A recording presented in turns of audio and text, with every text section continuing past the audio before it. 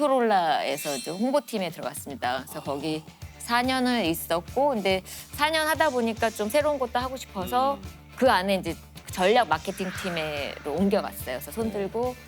근데 그 전략 마케팅 팀은 이제 인터넷 마케팅을 하는 데였는데 그때만 해도 인터넷이라는 게 없었어요. 그렇죠. 그 당시만 제가 하더라도. 이제 쉬운 살이가 없고 예. 그때는 이제 인터넷이 없어서 왜 자꾸 나이 얘기하세요? 아니 그러니까 그래서 네. 그때 당시 되게 네. 핫한 그 스타트에 와서 이렇게 딱 아, 소리 너무- 나는 네, 거 저 그거 최고였죠 그때. 그것도 한때 예. 딱 소리 그 나는 이제 그 프로라 디지털 스타트업. 대학원을 배우면서 인터넷 데이터베이스 마케팅 뭐 이런 걸 배워가면서 이제 야, 그 시대에 핫하다는 기업에는 다 계셨네요. 네. 그 사실 딱 90년대, 2000년대 초반이 그 기업에 네. 네. 그 사실 휴대전화가 굉장히 선풍적인 인기를 끌었던. 네, 맞아요. 네. 거기 있다가 8년 있다 보니까 이 업계는 많이 배웠으니까 이제 좀 다른 업계로 하고 싶다 했는데 마침 또 헤드헌터한테 연락이 와서 이제 제약 업계로. 야, 이게 아, 헤드헌터한테 연락이 오는구나. 아, 네. 그래서 이게 또 업종으로 따지자면은 전혀 기존에 있었던 회사는 다른 업종인데 그것도 이직을 하셨어요. 맞아요.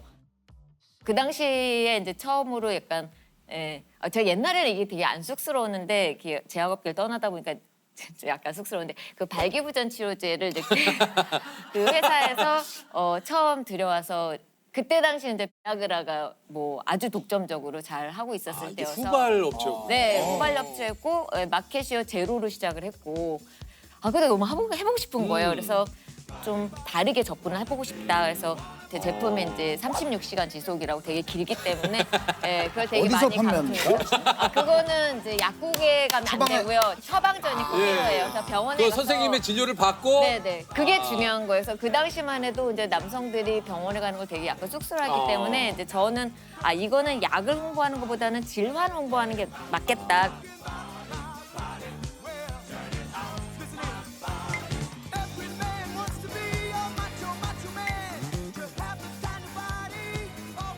근데 결국 이렇게 과감한 마케팅을 한 결과 당시 1등이었던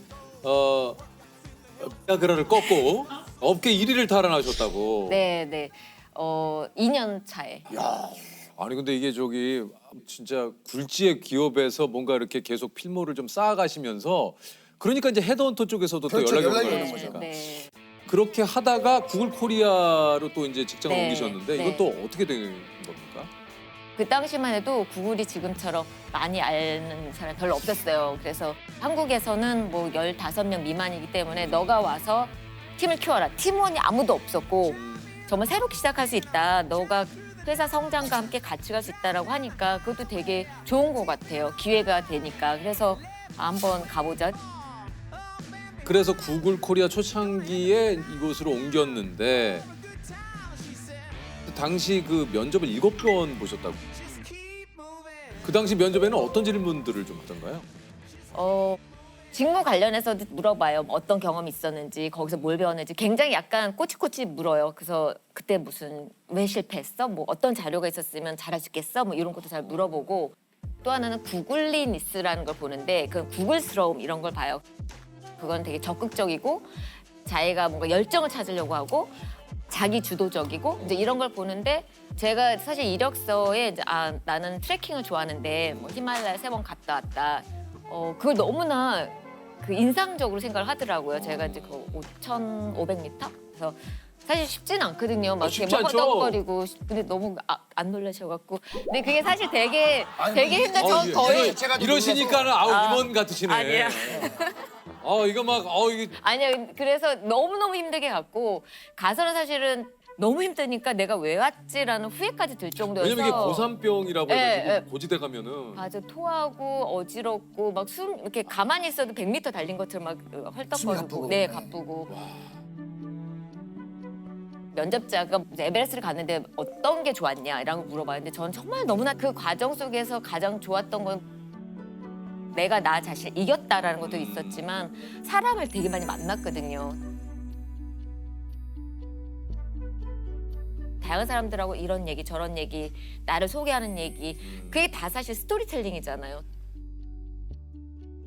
그런 일 했더니 넌 정말 여기 딱이다. 이제 그렇게 얘기를 하더라고요. 예. 그러니까 뭔가 이게 좀 그 면접관들의 시선을 사로잡을 만한 뭐 이런 그 이력이라든가 이런 것들이 굉장히 중요하네요, 그죠? 네, 자기의 열정을 보여주는 건 되게 중요한 것 같아요. 그런 포트폴리오를 만드는 것도 되게 중요한 것 같아요. 자기 실력뿐 아니라. 2016년 이세돌 구단과 알파고의 대구 홍보를 우리 그 네. 로이스님께서 네. 많이. 네. 이거 엄청 화제였잖아요, 그 당시에. 보셨어요? 봤죠. 보셨어요? 네. 네. 그 당시에 사실은 이제 구글이 딥마인드라고 하는 이제 맞아요. 인공지능 AI 회사를 인수를 했고 알파고라는 인공지능을 활용한 바둑 프로그램을 만들었죠. 그래서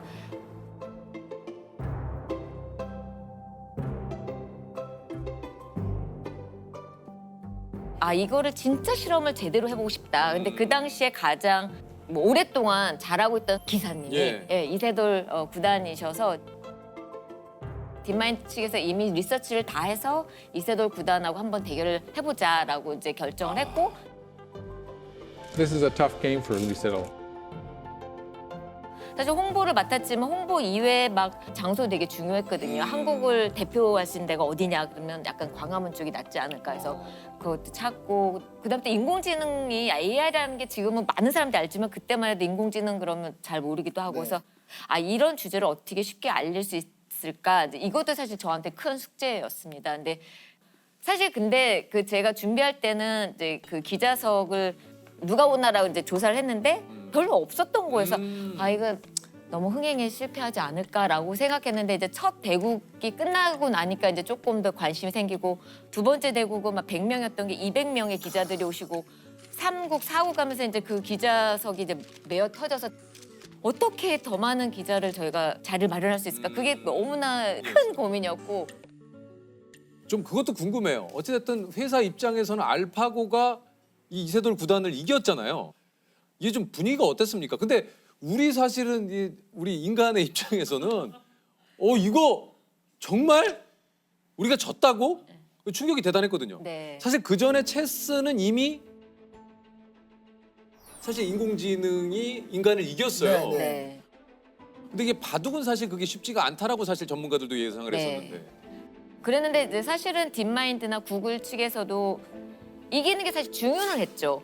예, 프로그램을 만들었는데 이 프로그램이 정말 제대로 잘 돌아가야지 활용해서 다른 뭐 질병이나 아니면 에너지 활용 여기에 다 범용적으로 쓸 그런 기술이기 때문에 이기니까 기뻐하는 게 아니라 안심을 한 거죠. 이게 기계가 제대로 이제 작동을 하는구나. 그럼 우리는 이걸 활용할 수 있구나. 그러니까 안심을 한 거고 알파고가 4승을 했지만 그 1승이 이세돌 구단님이 맞아요. 얻었던 1승은 정말 엄청 기뻤거든요. 우리 막 환호성 지르고 This is the hinge of the game. Oh, look at that move. That's an exciting move. Thank you. I'll flip over side.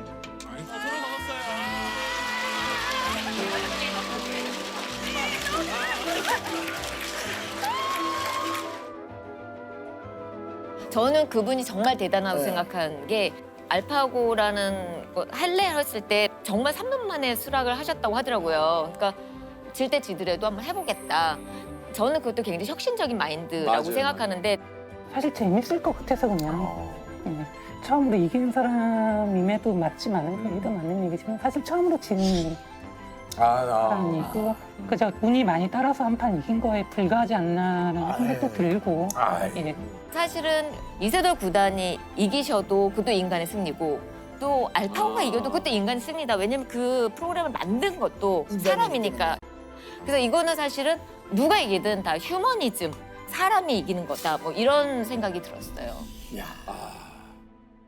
그때가 이제 50살 됐을 때였고 조금 더 새로운 도전을 하고 싶어서 이제 새로운 역할을 구글 안에 이런 자리가 필요하다라고 제안을 했는데 받아들여서 이제 없던 자리가 생겼어요. 그래서 그 자리가 이제 인터내셔널 미디어 리에이종이라 해서 미국에 있는 특파원들을 통해서 이제 뭐 홍보 활동하고 각 나라 팀에 이제 우리 홍보팀이라고 하는 커뮤니케이션 팀들이 있어서 그 팀들하고 일을 하는 이제 이런 팀이 필요하다라고 제안을 했는데 그 자리가 이렇게 딱 나온 거 채용 공고가.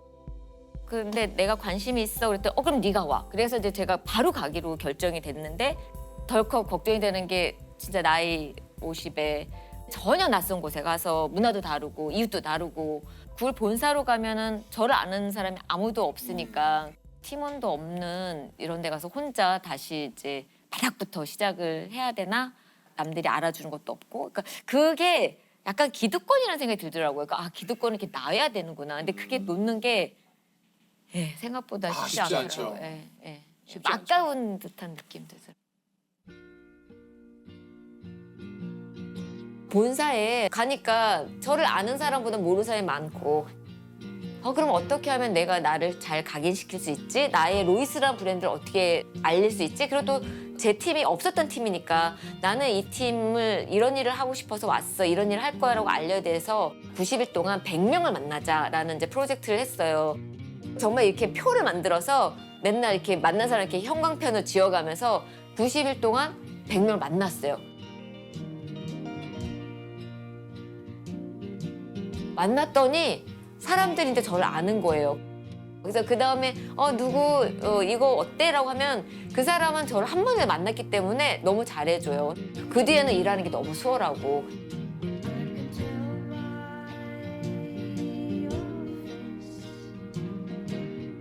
저희는 구글에 근무하는 사람을 구글러라고 부르고 그렇죠. 새로 들어온 사람 누글러라고 부르는데 누글러 트레이닝을 받았어요. 그러니까 새로 미국에 와서 이런 거 이제 배워라. 약간 누굴러 그러니까 이제 약간 우리하고 통하는 이게 있네요. 네, 누글러라고 하고 저희는 예를 들면 농구 클럽은 농글러.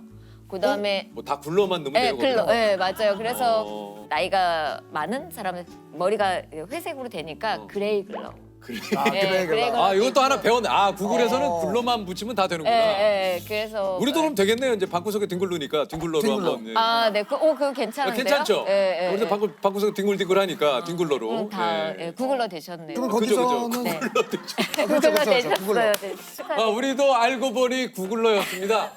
저희들도 방구석에 뒹굴를 때가 있기 때문에 그렇죠. 뒹굴러로. 네. 어떻게 보면 어느 한 위치에 올라가면 뭐 더 하지 않아도 그냥 거기서 그냥 유지만 해도 되잖아요. 근데 뭔가 계속 하려고 하시는 게 그게 참 대단하신 것 같아요. 근데 제가 이제 직장 생활을 30년 정도 하면서 보니까 우리 이제 신입사원 들어올 때 막 열정이 있고 꿈도 있고 막 설레기도 하고 근데 그게 한 3년 지나면 사실은 약간 녹아내리죠. 쪼그라들고, 조금 녹아내려요. 그래서 왜 직장인들이 권태기가 13579로 온다고 하는데 그 말은 사실은 우리는 직장인들은 권태기와 싸우는 거거든요. 그래서 그걸 어떻게 극복할 수 있는가를 생각을 해봤더니 진짜 그 얘기 좀 해주세요. 어떻게 하면 직장 생활 좀 잘할 수 있습니까? 3가지가 있더라고요. 뭐예요? 첫 번째 이제 번아웃. 그러니까 너무 힘든 거예요. 맞아요. 너무 일도 많고 막 숨이 목까지 찬 거예요. 그래서 내가 이렇게 5년 지나고 10년 지나고 나면 난 뭐가 남지? 내 경쟁력은 뭐지? 이렇게 해서 번아웃이 와서 동기부여가 안 되는 이제 그런 번아웃이 있고 또 하나는 이제 일이 너무 쉬워지는 거예요. 그러면 뭐 이거 3시간 일할 거를 괜히 막 8시간 이렇게 늘려서 일한다거나 뭐 너무 쉬워서 내일 또 일해야 되고 재미도 없고 이거를 이제 보호아웃이라 그래요. 그래서 보redom이 이제 지루함이거든요. 그러니까 지루함도 사실은 또 하나의 이제 그 위기고 직장인들한테 그러니까 너무 익숙해짐으로써 네. 생기는. 쉬워지고 익숙해지고 네. 또 하나는 이제 브라운아웃인데 이제 저런 정보를 보면 전압이 이게 전압이 좀 떨어지면 얘가 파르르 하면서 약간 떨리죠. 브라운색으로 맞아요, 변하거든요. 맞아요. 그래서 이게 이제 네, 열정이 열정이. 없는 거죠. 그래서 요거는 사실은 조금 더 오래 연차가 되신 분들이 더 많이 나타난다고 해요. 저도 물론 그랬었고. 그래서 사실 이 3가지를 피할 수 없을 것 같아요. 모든 직장인들은. 맞아요. 이 보아웃, 뭐 번아웃, 브라운아웃이 왔을 때 어떻게 빨리 거기서 회복하느냐. 이게 더 중요한 것 같아요. 맞아. 네. 저도 사실 그런 적이 있었는데 제가 마케팅과 홍보를 같이 했었어요. 근데 둘 하다 보니까 너무 힘든 거예요. 뭐 그때는 사실 2-3시간도 못 잤어요. 1년 반을. 그러니까 어느 날 저 원래 회사 가는 거 진짜 좋아했거든요. 지금도 좋아하고. 근데 막 일요일 밤에 막 진짜 회사 가기 싫다라는 생각이 들더라고요. 그리고 막 정말 눈물이 나더라고요. 나는 원래 회사 가는 거 너무 좋았는데 내가 왜 이렇게 됐지? 이건 놓아야 될 때구나. 그냥 내가 잘할 수 있는 거 커뮤니케이션에 약간 집중을 해보겠다. 이제 마케팅을 놨어요. 그러고 나니까 이제 제가 한쪽에서 굉장히 커갈 수 있었던 거여서 너무 자기 자신한테 몰아붙이지 말고 저희는 이제 자기한테 be nice, be kind라고 하거든요. 자기 자신을 맞아요. 잘해주라고. 되게 중요한 것 같아요. 맞습니다. 맞아요.